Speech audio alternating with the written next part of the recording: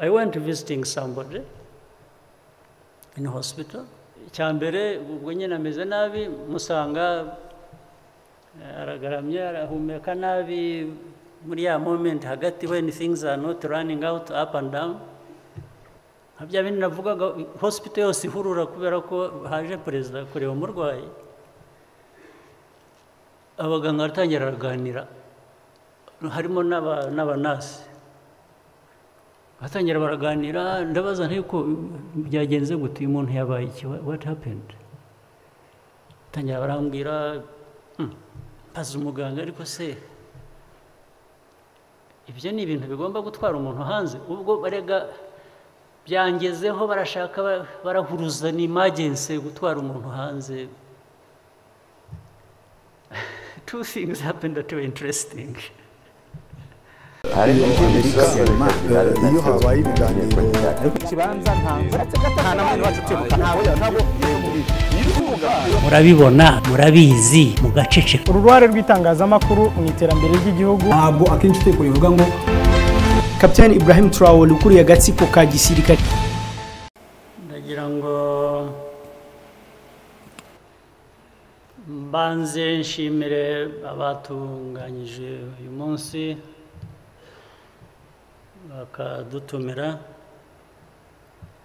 nibutse naho byaturutse ngira ngo kugira ngo duhure twahuye uyu munsi, ngira ngo byaturutse mu mwiherero w'ubushize. Hari umwe muri mwe mu baganga basabye ko twazashaka umwanya tukicara tukaganira ibijyanye n'ibyo mwaganiriye uyu munsi guhera kare. Nkaba nibwira ko ari byiza rero, ariko naje no kwibuka ko hari ubundi twigeze kugira inama nk'iyi ariko umubare ntabwo wangana gutya, ndetse n'ibibazo byari byinshi cyane kurusha uko bimeze ubu ngubu ibintu byinshi byarakemutse byavuye mu nzira. Ndibuka ko twagize inama mu 1999 y'abaganga. Nanone bamwe wenda muri hano bagamba mwari mutaravuka, ariko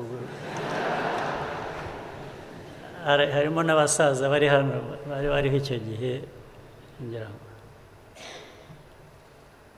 ni byiza rero ko tubona umwanya nk'uyu tukaganira uko twakemura ibibazo. Iteka hahora hari ibibazo bigenda bihinduka uko biteye gusa, ariko buri gihe kigira ibisubizo kikagira n'ibibazo biba biri mu buzima butandukanye. Ibyiza rero ni ugushaka uko twabisubiza.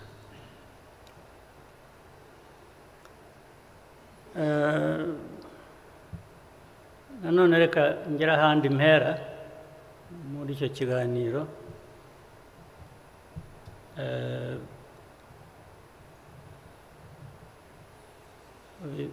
Uyu mwuga n'icyo uvuze n'icyo umariye abaturage cyangwa igihugu,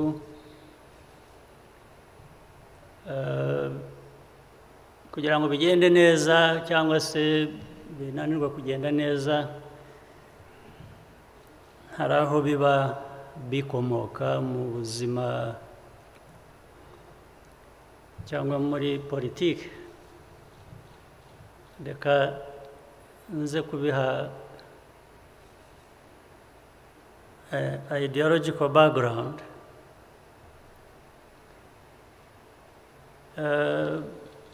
Muri za 60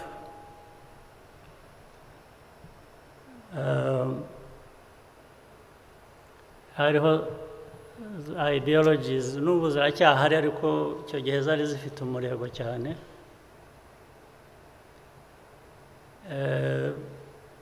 Nigeze kumva ko muri icyo gihe abayobozi b'ibihugu bya Afurika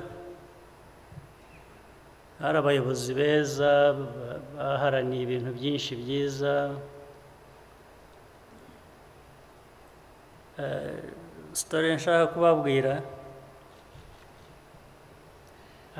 hari abayobozi baje gucyurirana, sinzi niba ari byo, ariko gicyanyuze niyo mvugo gusa. Niba ari uwayihimbye cyangwa se niba byarabayeho ndabibabwira, ubwo turashakishamo icyo bivuze, hanyuma ariko ndaza kubigarura ku cyaduhurije hano.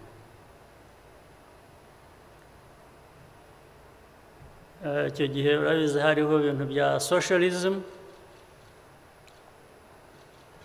hakabaho n'ibya capitalism, ndetse ibihugu byinshi ku isi biragenda, bimwe bigira uruhande rumwe, ibindi bikavuga ko biri urundi ruhande. Umuyobozi umwe rero aza gucyurira undi amubwira we ko yahisemo socialism, undi aza kumucyurira ko we yahisemo capitalism. Umwe ngo aza kubwira uwahisemo capitalism, niho byatangira, aramubwira ati wowe iyo system ya capitalism ni man eat man.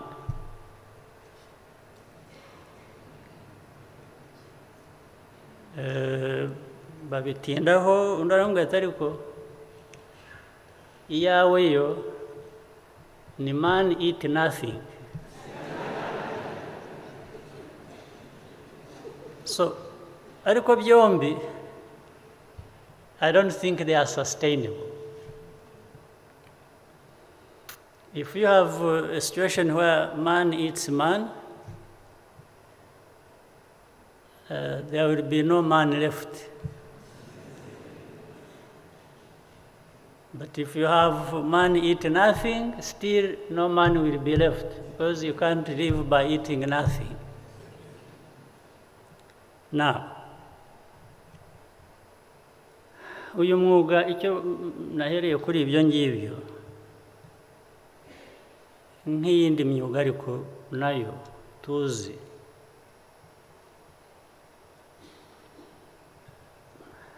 byose ngira ngo byanavuzwe mu babanje, ndetse na principles zigenderwaho, amahame ko abantu bitwara, ibyo bakurikiza byose, kandi n'ibizima nibyo. Ariko kandi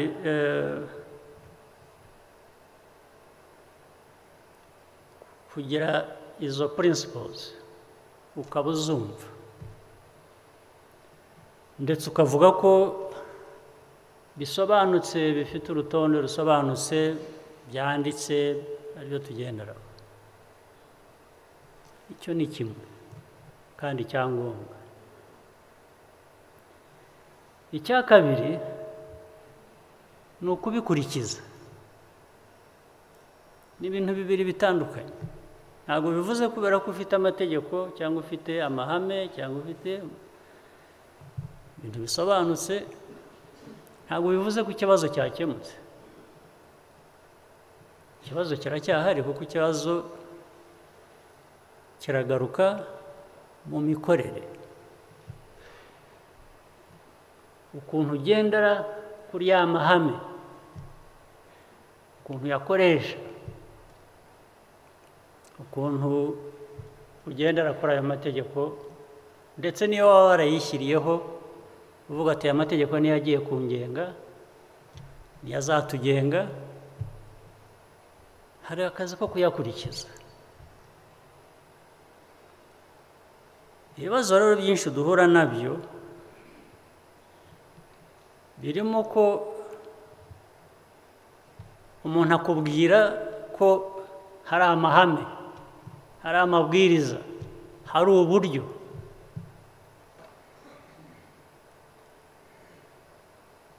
Bigasa nk'aho hari igisubizo cy'ikibazo cyabajijwe. Ariko iyo uvuze ibyo, uba usobanura uko ibintu bikwiriye kuba bigenda, ntabwo uba usobanura uko byagenze. Those are two different things. Uko byagenze ni ukuhe? Byakurikije ya mahame uvuga, byakurikije aya mabwiriza, byakurikije uburyo bwose waba warishyiriyeho cyangwa bwarashyizweho, nibyo wakurikije. Aho niho ikibazo kiri.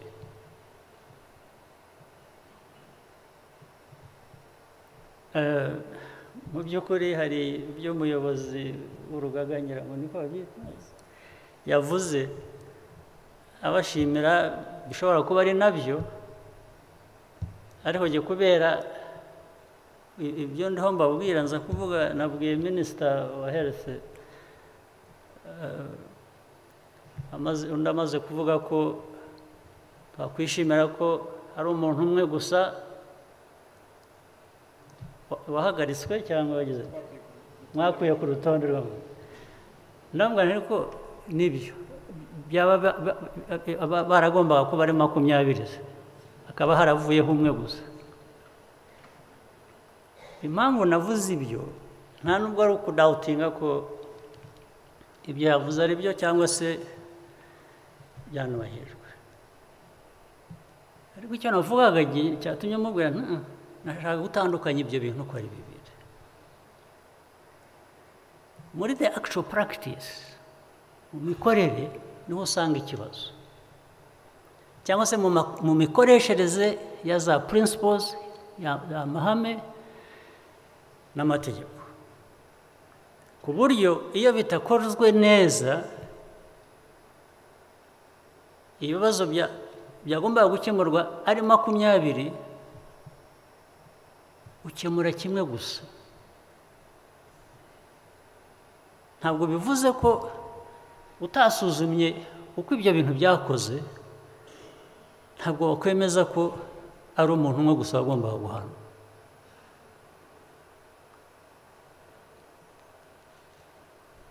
Ikindi cyatumye mbivuga ntyo ni iki. Nanone turaza gukomeza tugere kuri ibyo bindi. Nuko twese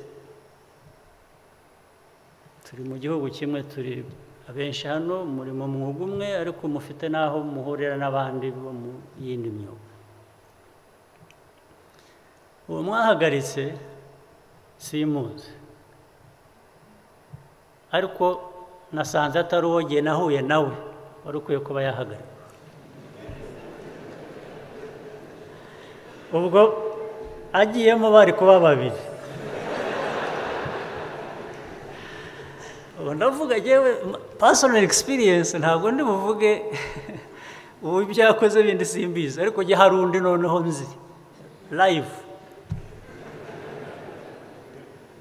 Nicyo cyatumye mvuga kugira ibyo abantu bagenderaho ni byiza kandi ni ngombwa, ariko ntibivuze ko babigendeyeho. Kubigenderaho n'ibindi bintu nabyo bigomba kwitabwaho, ndetse no kurusha, kuko nibyo bitanga.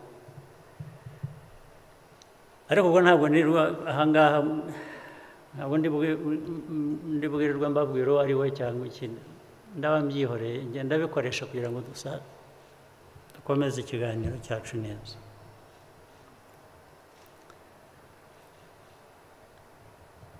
Ibindi rero byavuzwe,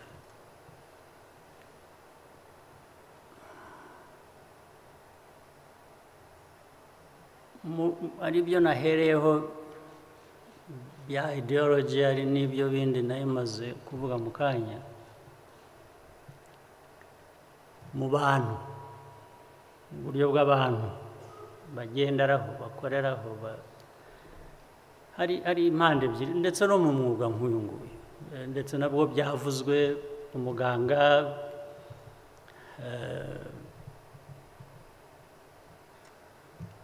profession ye umwuga agenderaho afite uko bimushimisha iyo yujuje inshingano nabyo nibyo ni ukuvuga rero ngo hari impande ebyiri uruhande rumwe ni wowe the professional, the practitioner, munyamwuga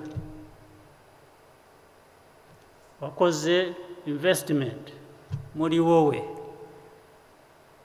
uriga uramenya ndetse ibintu bikenewe ibyo ubwabyo ni ishema kuri wowe nk'umuntu cya kabiri cyangwa se gifitanye isano n'icyo kindi nk'umuntu nibyo urashaka no kubaho muri uwo mwuga neza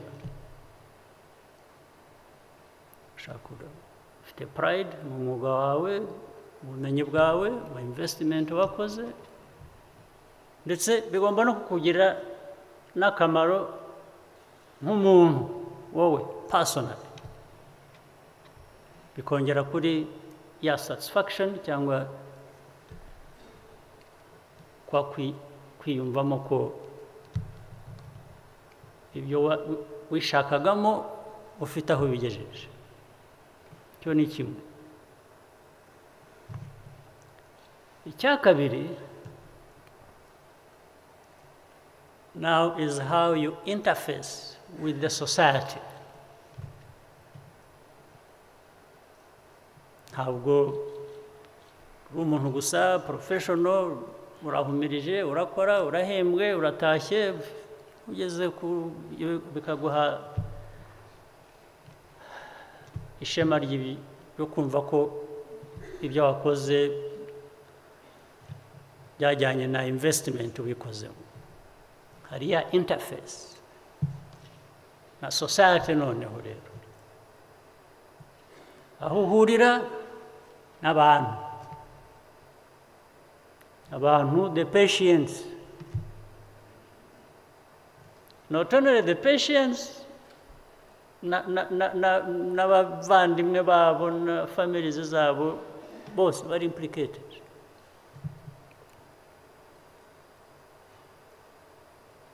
na mu nshingano rero dufite ibyo ngibyo bya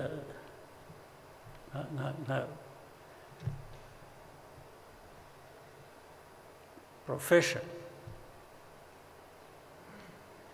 mwebwe the practitioners ari byo bibiri nyine is the personal side there is how the personal side interacts with the society each for the benefit that we want.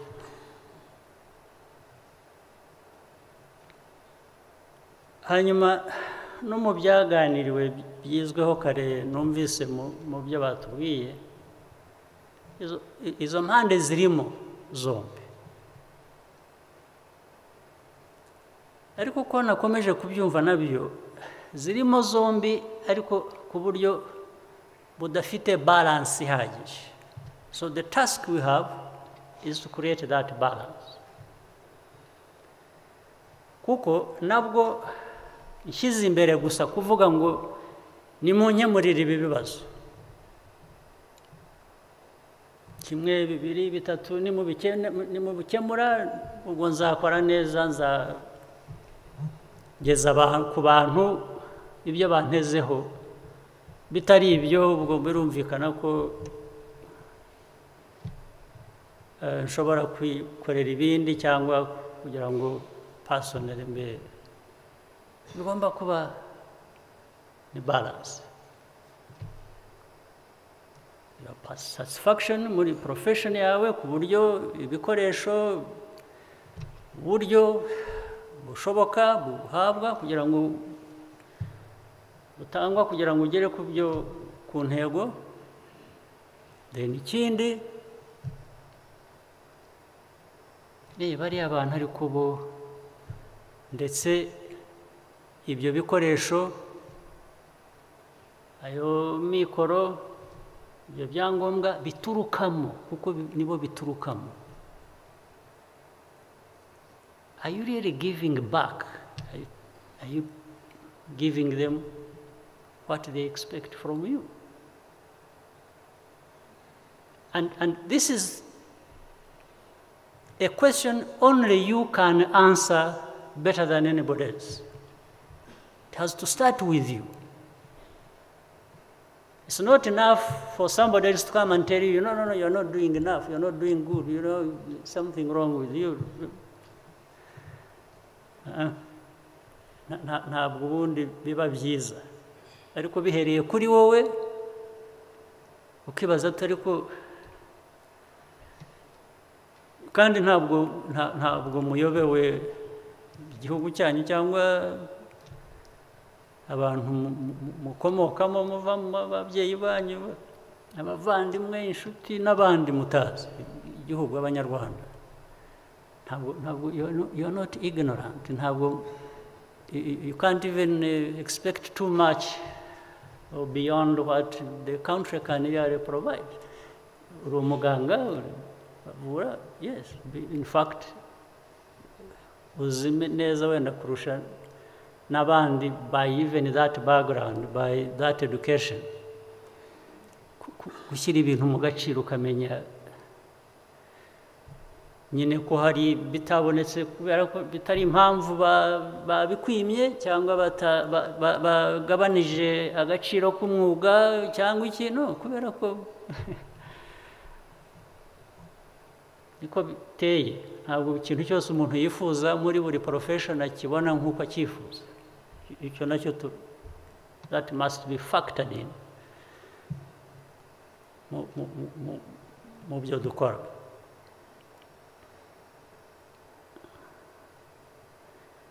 Now, while I'm saying that,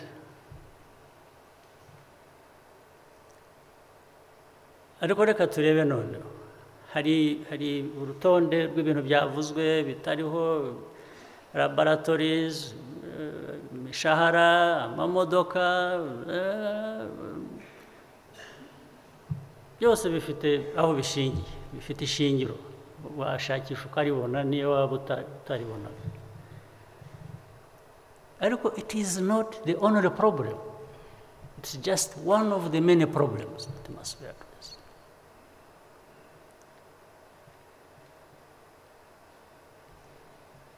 It is one of the problems zishobora gukemurwa n'abandi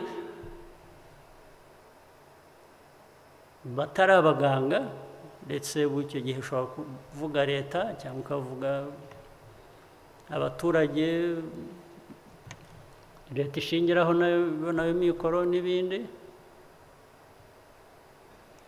Ariko you are even part of that solution that we are looking for.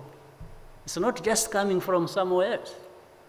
It's coming from you as well, depending on how you understand what the problem is. So you must contribute to that. Now, ikibazo rero kikongera kikavuka ariko se ni ikibazo cya mikoro yabuze gusa cyangwa ibikoresho? Byaba ari ibyo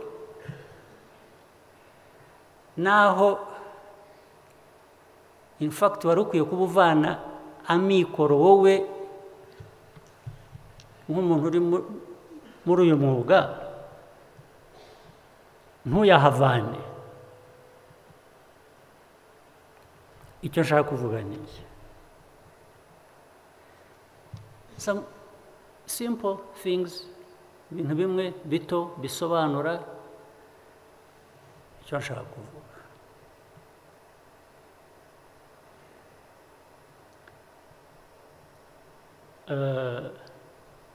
Minister of Health nyirango no mu cabinet na hehe muramumerera nabi nyirango ari hafi gutoroka ku mirimo.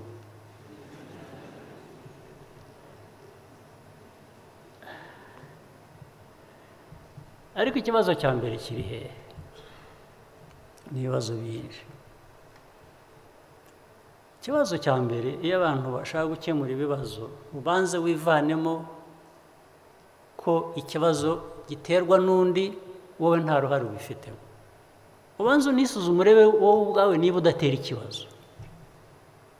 The blame game that goes on, umwe ni kanaka, n'abaganga, n'abaminisitiri, n'abameya, buri wese ntawe urafata responsibility ngo batukora bizi.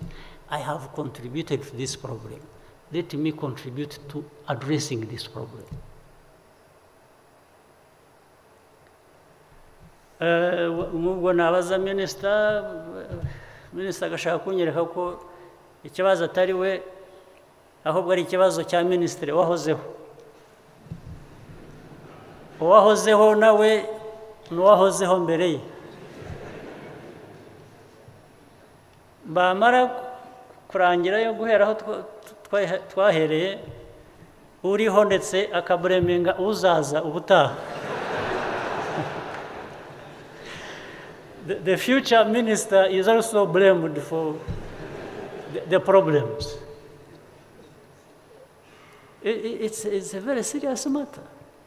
Aho buri wese yanga gufata inshingano z'ikibazo ngo nawe ndetse yibonemo ko afite igisubizo cyangwa ashobora kuba nawe afite contribution ku kibazo noneho ngo agire contribution ku gisubizo. Tukazunguruka aho ngaho. Niyo mpamvu ibibazo bimwe biganirwa imyaka 10, 15, 20 bikakomeza bihari ari cyo kibazo. Ubundi icyoroshye guhungiraho ni ukuvuga uti budget. Buri muntu wese umubaza ikintu ati budget ikaba budget. Ariko iyo umuntu akomye avuga buri kintu cyose ari budget umenya ngo ariho arahunga ikibazo. Yabonye hagihungira is taking refuge in the budget. Now, ariko nkwereke ko ari rimwe ari guhunga ikibazo ubwabyo. Wowe waba ukuriye institution itanga service ugomba kwishyuza hanyuma ukibagirwa kwishyuza wowe wahaye service kandi ikibazo cyawe ari budget. Nicyo nshaka kumusubiza. Yes. Murabizi ibyo mbabwira murabizi hari abantu aho abarwayi aribo biruka inyuma y'abantu kubishyura what they owe to the health institution, because the health institution was not going after people to pay them for their services which they know they need to be paid back for. Ntabwo ari hamwe, ntabwo ari habiri, ntabwo ari igihe kimwe. No, murabizi ko muri aha ngaha muri abagabo. Money owed, sometimes in hundreds of millions or billions z'amanyarwanda. Institutions zitakurikiranye ngo zishyuze ariko bakajya kuvuga ngo budget. Hari ikibazo cya budget. Budget ko yakakemuwe n'ayo mafaranga utishyuza. If not entirely, but at least partially. bishobora kwishyurwa bishobora kugira contribution 30%, 60%, birashoboka. But why don't you follow that man? Ubwo se icyo nacyo murakibara nk'iki? Icyo nacyo mukibara mu bihe bibazo? Ibibazo byatewe n'undi muntu utishyuza wowe, hanyuma ukaza kuvuga ko ari ikibazo cya budget. Izo cases ziriho minister cyangwa ntabwo ziriho? Ntagenzi guha inshuro zirenze zingahe nkikubwira, because the minister of finance ari hari namuzanye ngo yicara. The very people asking for money are owed money, they are not following up kugira ngo bishyure. Iyo contradiction isa yo itewe ni ikibazo cyatewe nande ubwo ngo. Or akazindi carelessness. Again, I can tell you from personal experience. Umuntu akagenda akinjira mu institution ahashaka services akwiye kuba yishyurira, akinjirayo akagenda akabwira abantu ko ari mwene wabo wa Kagame, bakamwakira bakamushyira mu cyumba cya VIP cyishyurwa muri night faranga. Je nkazajya kubibona banzaniye bill ngo nishyurire, ninde se uyu ndishyurira? Who am I going to pay for? ngo ni kanaka. Kanaka nibyo ndamuzi, ariko se yaraje ababwira ko ari uzishyura ngwe. Hari baroho yanjye yazanye se ivuga ko nzishyura.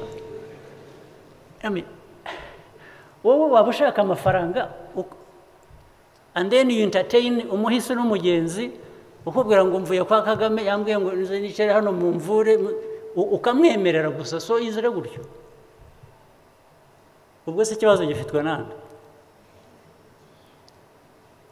Ikibazo gifitwe n'uwo cyangwa gifitwe n'uwamwakiriye and entertains that thing? Ikibazo kiri he? Ubwo hari muraza kugira n'icyanjye nanjye ikibazo umuntu bagiye gukoresha izina rye ntanabizi, ubwo nawe ngiye ni ikibazo cyanjye se? Why would you entertain that? Why would you entertain that? Wowe akazi kawe uri umuganga uravura.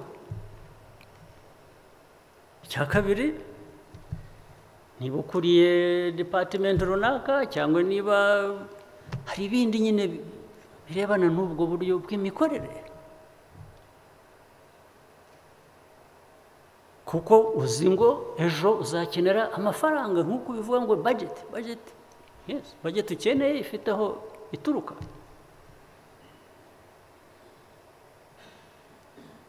So mu byo mwavugaga principles n'andi mahame abantu bagenderaho n'iki, mukwiye kuyasobanura mukayasobanukirwa and then practice it. You can't just have it. Ndabaha izindi ngero zigaragaza just that if it can happen, anything can happen.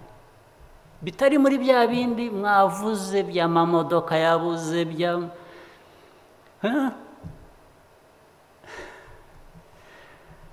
even n'ukuntu abantu conduct ukuntu abantu bifata ubwabyo. Mbwira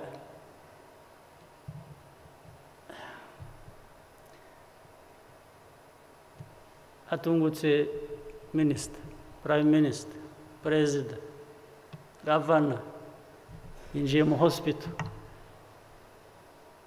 abaganga bose barahuruye, abarwayi barabasize, n'abandi bafite utuntu bakanda tukavuga bashaka help akabura umuntu kubera ko everybody is attending to the minister, is attending to the prime minister. Prime minister niba ababara urutoki yagiye kuri muganga, umukuru wa hospital, abaganga bose niyonka byose bikaza bakirirwa inyuma ya minister. Iyo ibyo nabyo se nibyo mwiga mu mwuga, ibyo nabyo murabyiga mu byo mwiga mu mwuga, niko bababwiye gukora niko mukora, cyangwa handi niko mwabibonye niko bakora. It happens every day. Ndababwira ibyo niboneye, ntabwo mbari inkuru. Iby'inkuru ndababwira ko ari inkuru, rumors ndababwira ko ari rumors. This I'm telling you as a fact. Ibise bihuriye he n'umwuga cyangwa no gukemura ibibazo bavugaga dufite muri mwuga? It's just carelessness, absolute carelessness. How do you ibyo gusa se you see it umuntu kanaka agize ikibazo,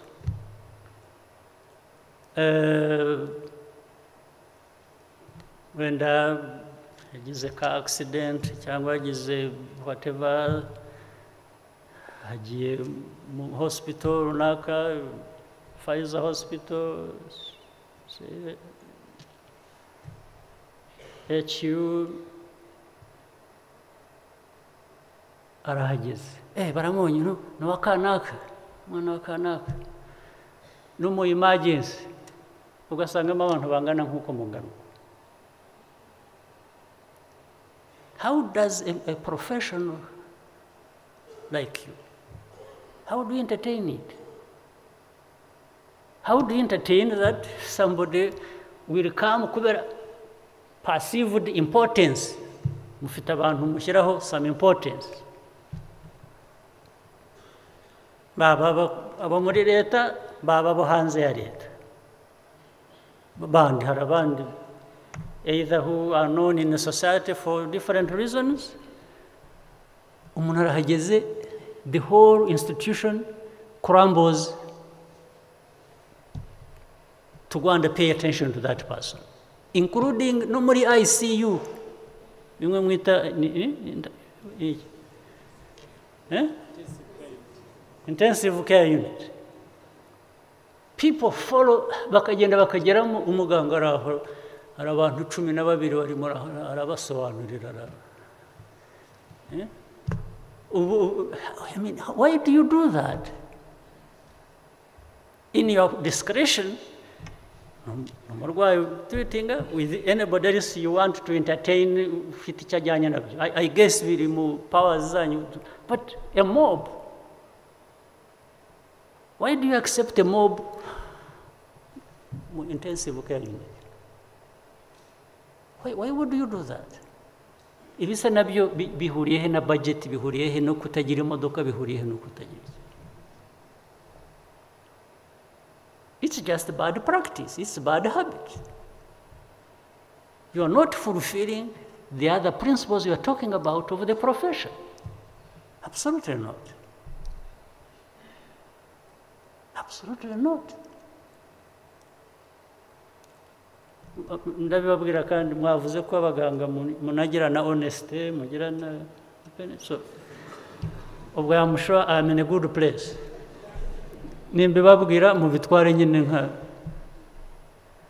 I'm one of you muri kwa kwemera honesty no kubwizanya ukuri. What budget do you need to correct this? How much money do you need? Ni mwebwe abaganga mbaza.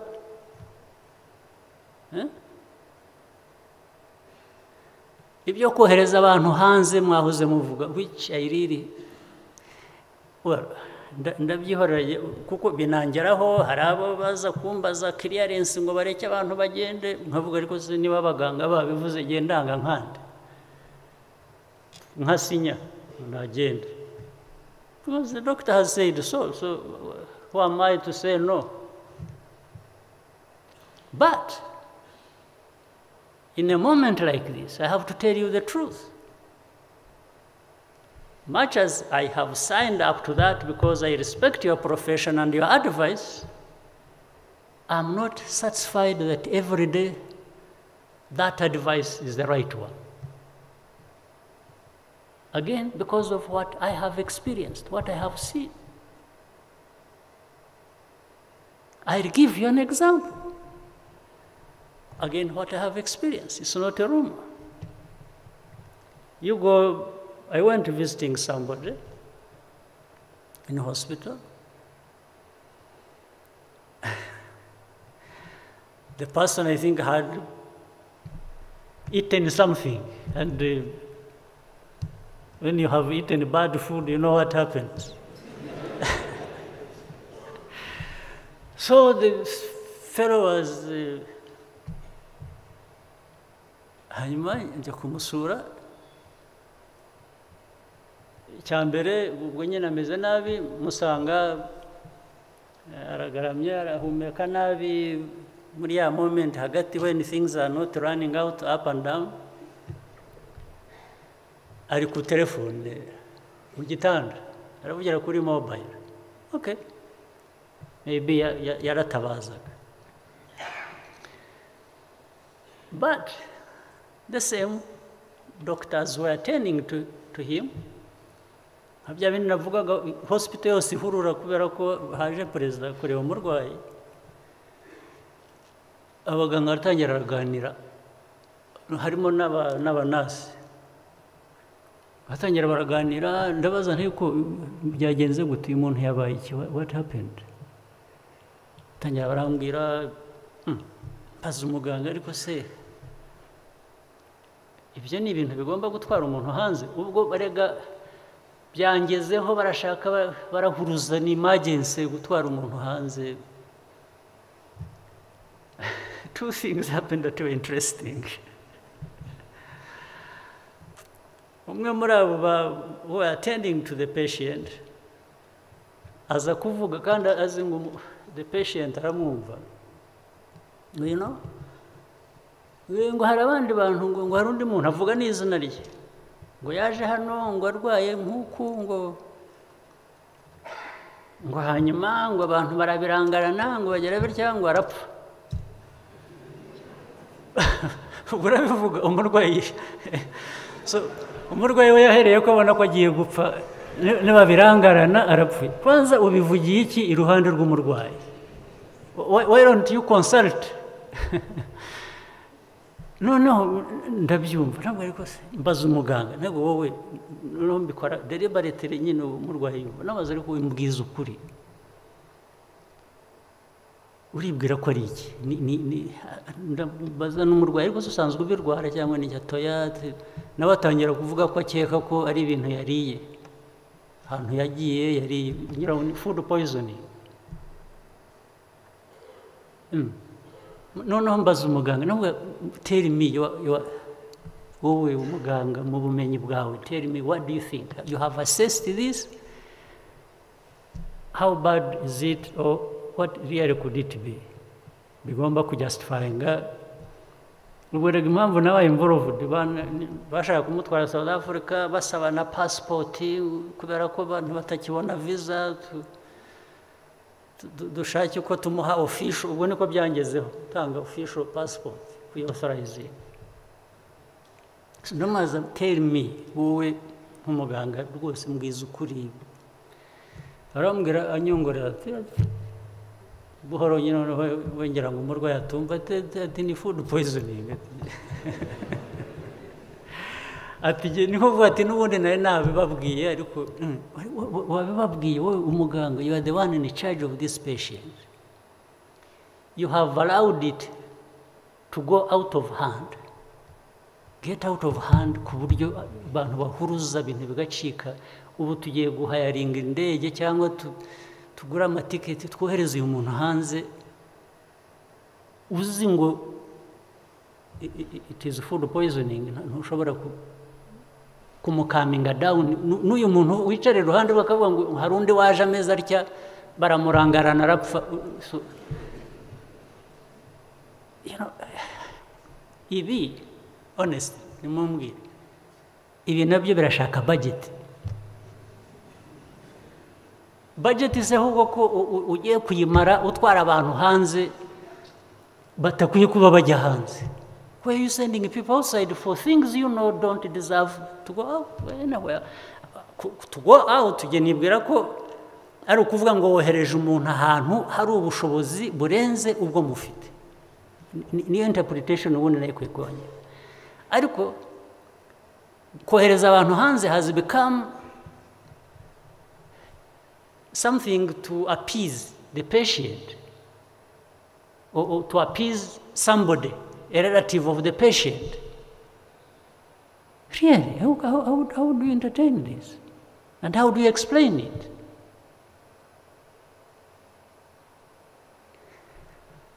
Ariko niba iyi case igewe ariyo nabonye ngeze ubwo hariho zingahe zindi ntamenya cyangwa ntabona. So in this case, what is it that is lacking? It has nothing to do with the budget. It has nothing to do with the lack of a vehicle.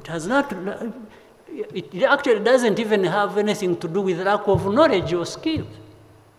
Murabifite, but you are abusing it.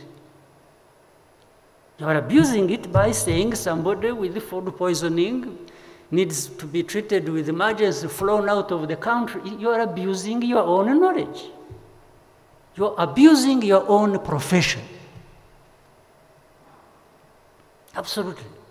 It has nothing to do with the budget. It has nothing to do with poor remuneration. It has nothing to do with it. It has nothing to do with laboratories that are lacking in one place or another. Absolutely not. So, what are we waiting for to correct this? What do you want? Mwe nk'abaganga kugira ngo dukemure ibi byose ndiho mbabwira biraho bidasobanutse dukeneye iki noneho nacyo ngo tukiganire. Amafaranga nabyumvise amwe yaboneka andi yabura wajya mu Minister of Finance akagutera utwatsi akakubwira ko nta yari buguhe mugasubirayo mukarwana wende ukavanayo makeya. Ibyo nabyumvise. Ibyo bindi byo how do we handle it?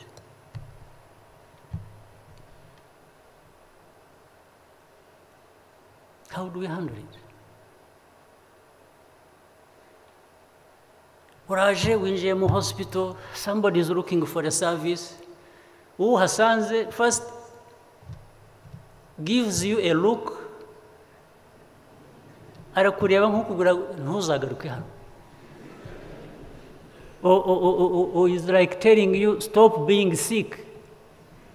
That is okay if that order could be effective. Maybe people want to be sick again. And it is normal, it is normal. And if you even comment ukagira icyo umubwira ni wowe uri mu cyaha. Yes. How do you explain that, please? Mubisobanura mute?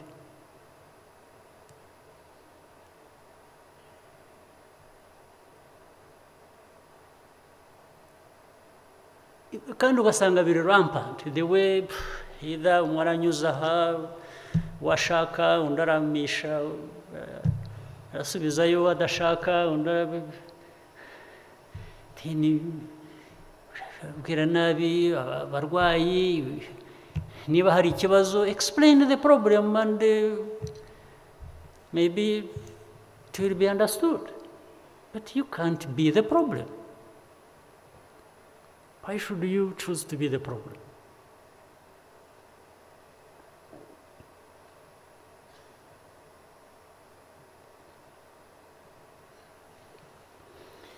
ibindi mwavuze by'abaganga minister numvise nabwo I was told so this time which I have experienced for which I say is a fact iyo yo ne rumor ngira ngo let me call it a rumor muri specialization z'abaganga I was told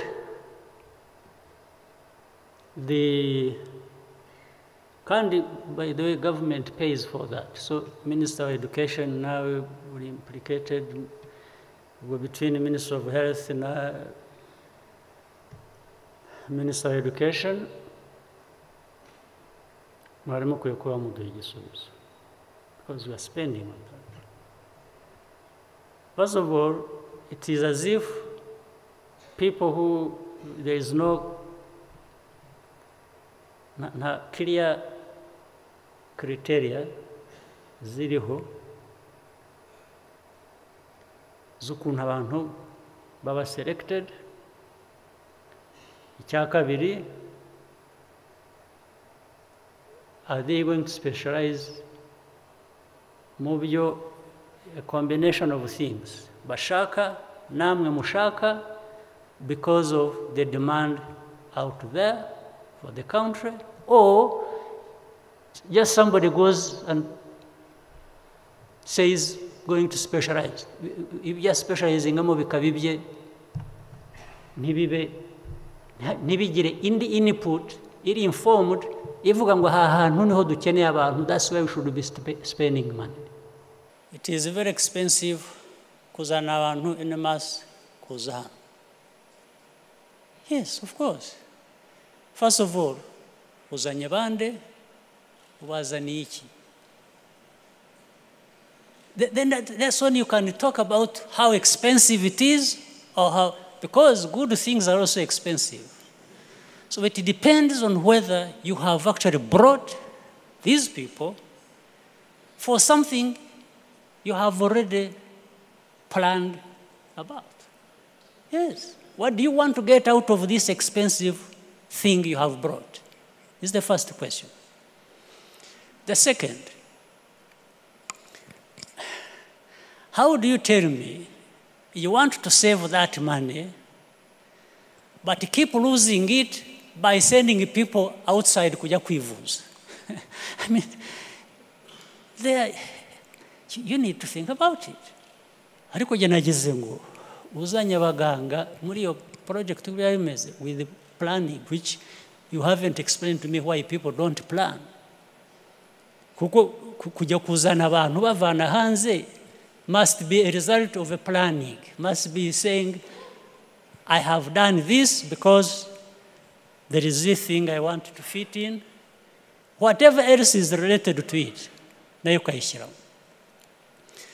Now, in fact, bijya no gutangira rero byatangiye gute? I'm sure you know that. In fact, byatangiye ari nka support abantu bo hanze bashaka guha u Rwanda exactly gukemura icyo kibazo cya capacity. And those people from outside spent their money. For me, when it happened, I welcomed it n'amaboko yombi. But the task was upon me to say, how do you make sense of this thing sustainably? For now, somebody is paying, but later on, when it comes to you paying, what will you have got out of this, first of all? Secondly, what are the gaps remaining that you need to address?